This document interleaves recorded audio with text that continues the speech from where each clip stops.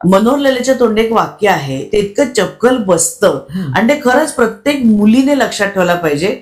आता म्हणायला गेलं तर प्रत्येक मुलांनी सुद्धा लक्षात ठेवायला पाहिजे. तुम्ही बायका साधा एक रुमाल घेताना सुद्धा 10 वेळा विचार करता की त्याचा पोत कसा आहे, मग त्याचा रंग जाईल का, मग त्याचं डिझाईन कसं आहे. आणि ज्याच्याबरोबर आपल्याला आयुष्य घालवायचंय त्या जोडीदाराबद्दल तुम्ही काहीच विचारपूस करत नाही आणि आंधळेपणाने प्रेम करता आणि लग्न करता. अजूनही तीच परिस्थिती आहे. नाशिकला आमचा परिसंवाद होता. 2 मुली आल्या त्या म्हणाल्या की आम्ही दोघी डिवोर्सी आहोत आणि आम्ही रूममेट आहोत आणि आमचे आई वडील मागे लागलेत आमच्या, लग्न करा लग्न करा, नाहीतर लोक वाटेल ते संशय घेतील तुमच्यावरती.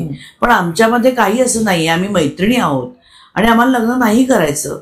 आणि तुमचं नाटक बघितलं ते आमचा दृढ विश्वास बसलाय की आम्हाला लग्न करायचं नाही, आम्हाला परत फसवून घ्यायचं नाही, आम्ही आहोत ते सुखी आहोत.